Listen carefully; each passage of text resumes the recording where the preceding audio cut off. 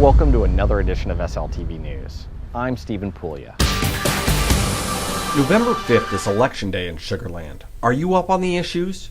This year, in addition to state and county issues, Sugar Land residents will have the opportunity to determine 3 potential parks projects for the city. A 65-acre major community park, the Brazos River Park Phase 2 with adjacent festival grounds, and 10 miles of hike and bike trails with pedestrian bridges connecting the city to neighborhoods, parks, shopping, and current trails. The city's current tax structure can support existing city services such as public safety, streets, and drainage. However, the tax rate does not have the capacity for new parks projects. This is why a bond election is needed. The cumulative impact on the tax rate is a maximum of 5 cents on the existing tax rate, which means even with the maximum increase to the tax rate, Sugar Land residents would still have the 3rd lowest tax rate within its population range in Texas. Sugar Land's last bond election was 1999, and all of those projects have been successfully completed. Early voting runs October 21st through November 1st. Election Day is November 5th. On October 30th, the city will hold a bond election educational presentation at the Marriott across from City Hall. This meeting will air on SLTV 16 and be broadcast online for an interactive audience. Tweet or Facebook your questions, and they may be answered. For even more information on the bond election, including a complete list of FAQs, visit the city website at www.sugarlandtx.gov. SLTV's social media reporter, Priscilla Monroe, recently spent time with the regional SWAT team.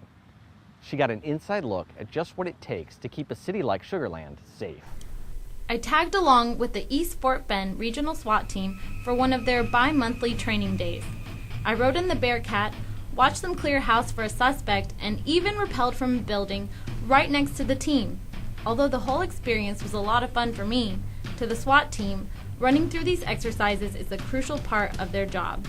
They must train and be prepared to rapidly respond to all kinds of situations to keep Sugar Land residents and our community safe.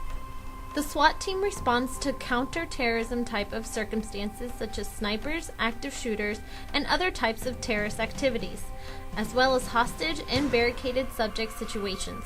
They also assist with high-risk warrants and felonies. For them to be prepared for these types of circumstances, they train for 8 hours twice a month to keep familiar with their equipment and stay proficient with their weapons. Properly trained and equipped SWAT teams can reduce the risk of death and injury to civilians and officers. Their ultimate goal is to save lives.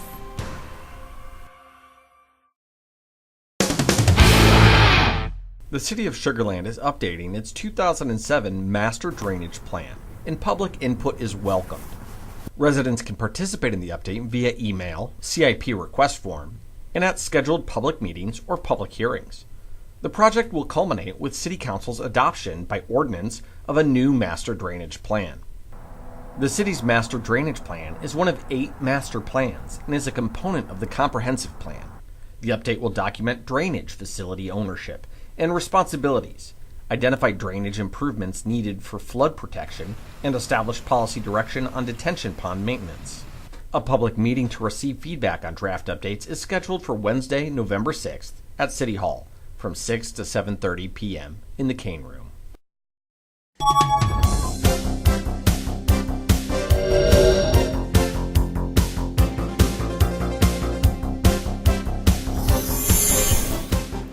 Welcome to the Sugar Land social scene. I'm Priscilla Monroe, and here's what's happening on the city's social media. The park's bond election is coming up, and we're featuring FAQs and highlighting the propositions on our Facebook page. You can also visit the park's bond election Pinterest board for even more information. Don't forget to submit your questions for the public presentation on the park's bond election. You can submit them to us on Twitter using the hashtag SLParksBond, or you can post them to us on Facebook. Speaking of parks, the Parks and Recreation Department now has their own Facebook page. Like them for updates on parks and recreation happenings. Don't forget to like, share, and follow us on all our social media pages. I'm Priscilla Monroe. Until next time, stay social.